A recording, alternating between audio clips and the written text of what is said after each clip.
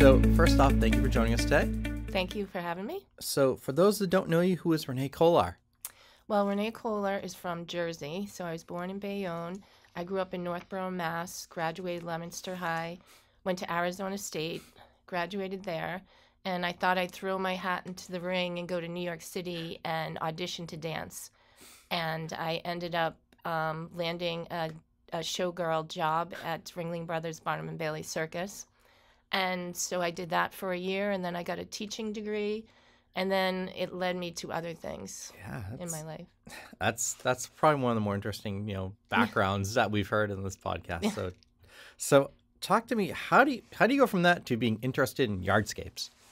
Well, when I got married, had three children, and so my career veered to what I really wanted to do, and so I ended up bartending at night, coaching gymnastics at the YMCA in Hanover for about 10 years. The kids came with me, and they all did gymnastics, and then I bartended at night, and a local Scituate person said to a bunch of us, "Hey, does anyone want, to do some flowering and putting, bushes in?" And I said, "Yeah, I'll do it." And it ended up going from just I'll go do a job for 4 hours. I ended up becoming a foreman of a small company in Scituate, and I worked there for about 12 years.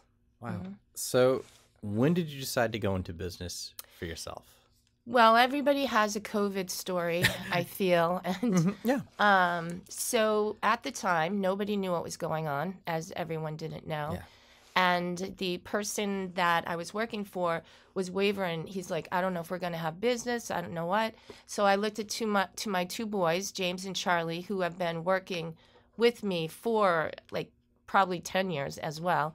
And I said, "Do you guys want to start a business?" So I ended up starting the business. And then the owner of the other company asked if I wanted to come back. And I said, "Well, I didn't know what you were going to do either." Right. And I ended up going, and I just said, "I think I'm just going to give it a whirl, like another one of those things, and just try." And, at first we had one job, 3 jobs, then we go to 5 jobs. And then all of a sudden things were rolling in. And who knew that it would have been the perfect time? Nobody knew, but it was the perfect time to work outside because of COVID. Right. What's that family reaction when you say, "Hey, going into the business for myself"? Because we've had a lot of people that have, done that, where they had a career where they were working for someone else, and then they've decided, "Hey, I'm going to do it on my own." What's the reaction? Well, it's good to have a good support system. My daughter writes my quotes. I'm not a computer person. My husband is the computer person, so he does the website and everything. And then the 2 boys actually do everything I do. They lay the patios, they drive the equipment, they drive the trucks. So when I was thinking of going into the business, obviously it's nice to get a paycheck. You want to get a paycheck, and I had 2 kids in college. Right. My youngest was going to college, so I'm like, a paycheck is nice. So when COVID hit, it was sort of like just go for it. Yeah. There's nothing, and it ended up working out well for me. Excellent. Yeah. I was gonna ask this question later, but talk about what's it like working with family. We've had a lot of family people on the podcast or family businesses, but a lot of times it's been children working for their parents. You're the reverse. You have your children working for you. So what's that like working with family? I enjoy it. I feel like you would never get the experience of being with the boys as being on a job site. I mean, I am probably the joke of many of their jokes, but we talk more because you're laying a patio. Yeah. And sometimes we are listening to podcasts and inspirational things because they are in college, but we're talking about things that matter in the world. Right. Politics, we talk about a lot, just the everyday stuff that's going on. I mean, we talk about the eclipse. Yeah. I mean, they're in college right now, but they still work for me on the weekend. So they came home Sunday from the gym, and I said, "We got to put some drain pipes in." So they're like, "No," so then it's like a big joke, but there's no complaints. When we started to work, we were just in a 150 pickup truck. So we're shoveling into a pickup truck, and you can't put a lot of stuff in. Right. Shoveling out of a pickup truck when we go to the dump, and they never complained at all. So I saw like different things, and they would probably never come home and say, oh, Mom, did you hear about, what's going on in the Ukraine? Yeah. Like, they wouldn't have said that. So but being there and you have all day, it really did bring a different perspective. Is it one of those things where you're at the job, you're Renee, but at home, you're Mom? Because I know, like, we're talking with other people who've been in family businesses, like, they're between this hour, they're their first name, but after this, they're dad or mom or whatever. Yeah, well, I mean, they still are like, what's for dinner? When I get home, like, they'll even say it at lunchtime, what's for lunch? And I do make them lunches, too. So they do have that tendency. But also working what I do, it's more of like a man's, like, primarily men do the job for masonry and stuff. So I think, like, them seeing me do this, they see me in a different light as well, because they've even said that. They're like, oh, Mom, like, you're killing it. And then, like, this is sort of funny. Like, a dresser drawer broke, and then, like, my son's like, Mom, and I'm like, why are they calling me? Like, I'm going to go fix the dresser because my husband's a computer person. Yeah. But it's just so funny that, like, they would say, Mom, come fix the drawer. Come do, So for those that don't know, what is Yardscapes by Renee? What's that? So it's primarily masonry work. So I'm a dry mason, so I don't do chimneys, but I do walkways, walls, patios, steps. All right. Because I was also going to say. And landscape, too. So what are hardscapes? Hardscapes are patios, walls, walkways, and I do the landscaping, but that's like you do the hardscape first, and then the landscaping comes in, and then you beautify it. Okay. Yeah. So what are some of those services? What are those typical services that you offer? They're like the biggies, I would say. Yeah, for my big jobs, it's usually I went in and I did every area of the house. I did the steps and a walkway in front. I did a walkway on the side, a patio in the back, a grill area on the left, then put in sod. So that was one of my bigger jobs, and it was right on the water. So it's almost like you're just sitting there like, this is where I work. It's like gorgeous. And then we'd like sit on the wall and have lunch. Nice. Yeah. So what's a typical day for you if there is one? Well, I always get up early because I'm always planning what has to be done. Right. And the suppliers always open around 6:30. So the boys don't start working till after the gym. They go to the gym first.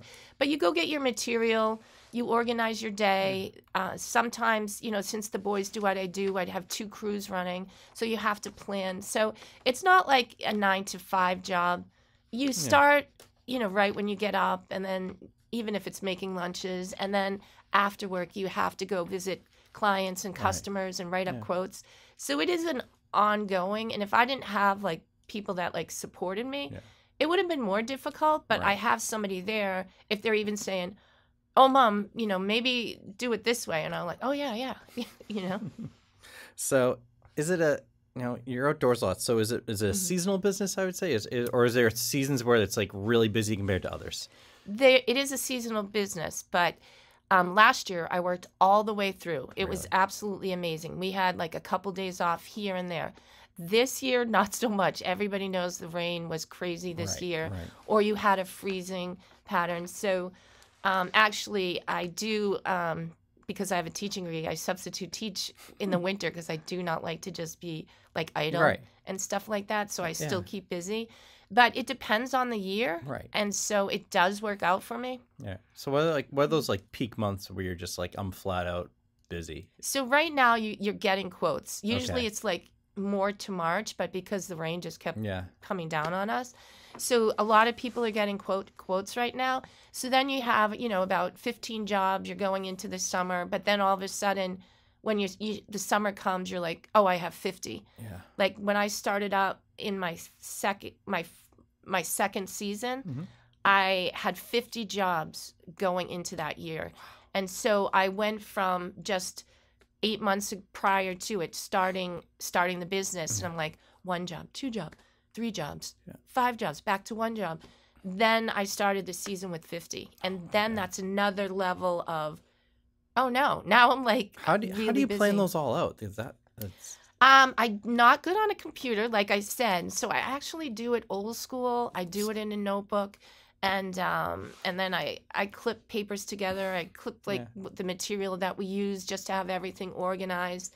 And obviously everybody nowadays is saying, you need to use a tablet. You need to use, but it just works for me. Right. You know, I flip through my notebook. Oh yeah, you know, and I put people in order of where they're coming. Okay. And some people are very, just get to it when you get to it. Do you have like multiple jobs going at once, or is it one at a time? In the summertime, when the boys are back from college, or even during COVID, because I had a lot of the Marshfield, I had like 4 kids from Marshfield High work for me because the parents are like, go work. Get our kid out of the house. Go work for Renee. So they had different days where they came to school. Either they were that whatever hybrid-y. days. And so they liked it too because they were learning as well, and it kept them busy, and their parents definitely liked it. Yeah. How do you... This is something I'm always curious about people in the trade industry. Is like, how do you figure out how long a job's going to take? That's one of those things I'm always like, how do these people know, like, this job's going to take like a week or a couple of days? Like, how do you figure that out? So working as a foreman for like a number of years for the other company, you sort of can figure out a square footage, unless there's like a oh no moment, like where you run into something that wasn't supposed to be there, which I have, like huge cement slabs that are 4 by 5, and what are you doing with that? So it is about like square footage, and that's how you actually have to quote like a job because of how much time you think it's going to take. And doing it as much as I have, it's like I know a walkway will take 2 days, or like a patio would take 4 days. So hardscape wise, what's popular? What's really popular is the different shades of gray with the charcoal border for a patio. Okay. And it really depends on the area that you want. New England, you can get away with a whole bunch of different types of material. But what's super important for clients is to actually go look at the material. Because what you see in a book, it could be like a dress. You buy a dress and you put it on, it's not working. Right. So you do have to like see what you want. But also on my web, like a website or Facebook page, like all my work is on there. So they'll send me a picture. Oh, I like this, or cool. So do you do residential, commercial, both? I do both, but primarily residential. But I have done a few of the commercial. I've done like I laid the Hyde Park Library, which I thought was very interesting because when we were laying it, my sons and I was like, who do you think walked on these? You know, because I was just relaying what they had there. But what stories that walkway could say, you know? Is there a target market? What's your target market area, I guess? My target market area is, not that I'm a zip code snob, but I feel like a lot of people are even in town, even if like local, like people that I know, like the McDonoughs or the Clancy's that are construction people, they throw my name out a lot. So when I started, when I had the 1 or 3 or 5 jobs, then it turned into like that many, 50 jobs, because they felt like they had confidence in me. They saw my work. So it was really like Marshfield embraced my business. Yeah. And then obviously I work outside of Marshfield too. Yeah. I'm always curious, like with what you do, is there like local bylaws and regulations that you need to follow? Because, you know, as we know, the South Shore, every town has their own little quirks and things. Are there things that, you know, for this town it has to be this way and this town has to be another way? There are different, and you do have to pay attention to all the town laws because they are different. Like if you open up a door, it has to be a step down in New England in case there's snow, so the snow doesn't melt and go into your house. Okay. It has to be 4 feet or 3 feet. But the big thing is that it's important to call DigSafe, which is free. So you call and then they set up the water line, the gas line, so you know exactly where everything is because you don't want to hit those. That's like a whole other story. Right. So you do have to make sure you know all that. And some people don't even let you do sprinkler systems. So like towns don't. You have to have a well. So all those little things, and then somebody comes by and like, you can't do that. Yeah. Yeah. That's interesting. What's something like a person should know if they're thinking about doing some sort of hardscape? What's that kind of like thing that they should think about before they even contact you? They should put into fact like what you want the space to be used. If you're doing a patio and you want a fire pit, you want to think you're already talking about a 12 by 12 area. So you can't really put much else on that. If you want to use it as a dining area, that's already another 15 by 15. So that, and then if you want more, then you're talking 20 by 20, and then it's a big job. Right. What's something that people should know when working with you in order to have a really great experience?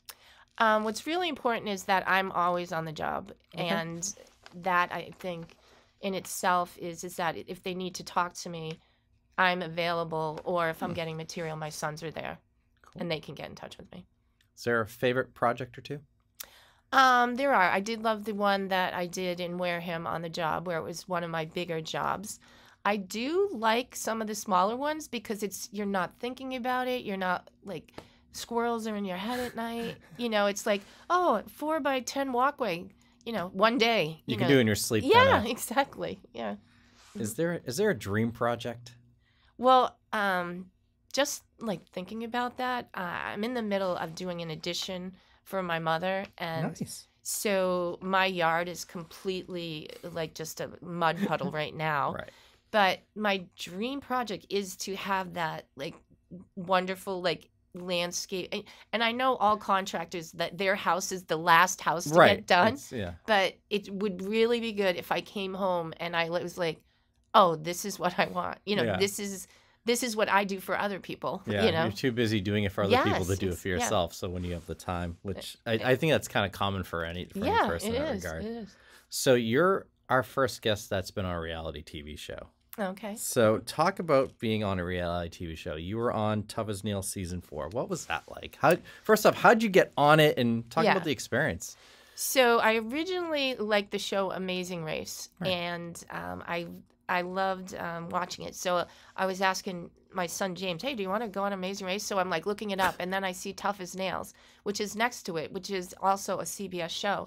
And I said, wait a second, that's me. So then I started watching it, and I said, I'm a tradesperson. I have my own story. I started during COVID. And so at first it was sort of I'll just throw in my hat, send a picture, send a video. Yeah. And I thought, and then it kept coming back. I kept getting calls and getting calls. Yeah. And the thing is that if you do try out for a show, it's a part-time job. Right. And if you make it really far, I had to do 100 burpees every Sunday and submit it. So you have to prepare for, it was so I ran in the morning, worked out in the morning, then did my physical job, then would work out at night just to get fit, and then have to send in a video of 100 burpees in the matter of 8 minutes. And so I had to do that for, I made it to the finals for season 3. They said, we're going to push you to season 4. So and then I had to do another 3 months of burpees. And I was I was tempted not to do it. But when I got to California, I still wasn't on it. And then I made it. So it was super exciting. And I made it out of thousands and thousands of people. That's crazy. That's really. And I met 12 people that are a lifetime. Yeah, because there's all different types of people in different trade industries and then Phil and Louise were executive producers, Phil's the co-host on it. I mean, the host on it. And they are a great family. And I never felt on the TV show they weren't for everybody there. It was encouraging. Yeah. Did it help? Did it help business? I did get jobs of it, but then it's funny when I drive through town, I get a beep. Yeah. But I did get jobs in Braintree, Rhode Island. Yeah. Cape Cod. Because I think when they see someone from Massachusetts, or it's will you travel? I'm sure, why not? Yeah. So, what separates you from others in your space? So, what I think most of all is I'm a female and in a primarily men's trade. And when I jump out of the truck, people were well, I didn't expect that. Because you have to be strong. And when people think, when I show up to do the job, they're oh, we thought you were the salesperson. I'm no, I do the job too. So you have to be physically fit. And they probably don't look at me and say, oh, she's going to lift up 80-pound bags of mortar, and, heavy stone. Yeah. So business is all about partners. So who are the best partners for you? So obviously I have a huge support system of my family, which I've talked about numerous times. But like I said as well, is that the local business people in town have even like Vasey irrigate, like everybody has been like putting my name out there. Like it's unbelievable that, and I always ask, how did you hear from me? And a lot of times it's word of mouth. You know, it's not always, it's like, I don't really do a lot of promotional stuff. So I've been keeping busy without, like, I put some stuff on Facebook, but not a lot. It's from probably other clients and stuff, and, you know. And then like, even the quarries or Go Green, like the people I get supplies from, they throw my name out there too. And I mean, and then they give me help. Like if I say, oh, I went there this morning, like I'm redoing, you know, a patio. What do you suggest? You know, I just, you know, just to have another, I've only worked for one person. Yeah. So I don't mind asking. Getting that second opinion. Yeah. Interesting. So we're on the home stretch here. So we're into the fun questions. So what's the best piece of advice you've been given business-wise? Business-wise, when I first started, obviously you're super scared. And I've always thought of opening business, but you have 3 kids, then you go to, you know, you have responsibilities, you have a mortgage, you get a paycheck, your paycheck's nice, you get to go on vacation.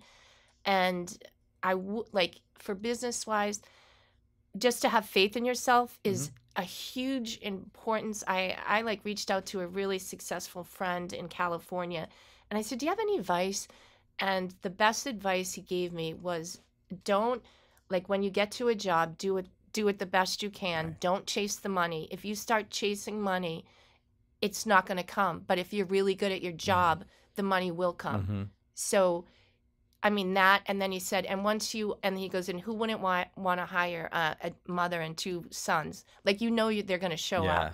And that was one of the best advice I got. So I always go to the job knowing that this is it. This is really important. And I try to obviously make it the best. And a woman has a different eye too than all guys. Do you think that helps, like, you know, for your business, like having it a family business where, you know, the family is involved in it?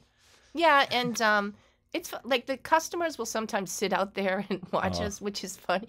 But, you know, and they'll talk to the boys and they'll be like, "Oh, you're in college," and so, you know, it's almost like you know, it seems more like friendly, like not even a business. A friend came over to help you. Yeah, exactly. Yeah. If you could jump in the time machine to the start of this, what would you tell yourself? To just believe in yourself more. It's you just have to.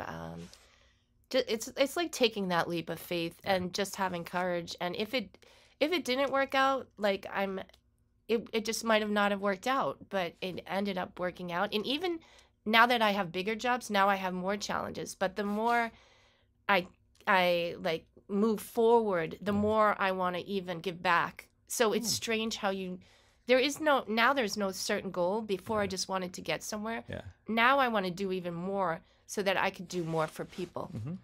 And last but certainly not least, if people want to find out more about you or Yardscapes by Renee, where can they go? Definitely can go to my Facebook page because that's what I can put on.